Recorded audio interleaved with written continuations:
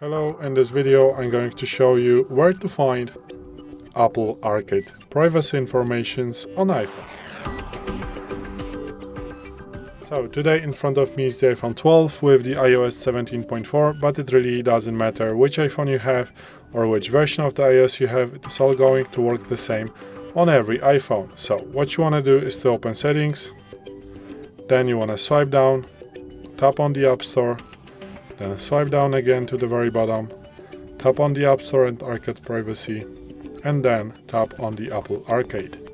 And here you are going to find all the informations about the privacy of Apple Arcade. So you can swipe down, search for them, and also you have links here if you want to choose something,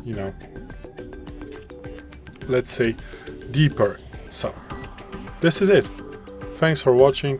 I hope this video helped you. If it did, please leave a like and consider to subscribe to our channel.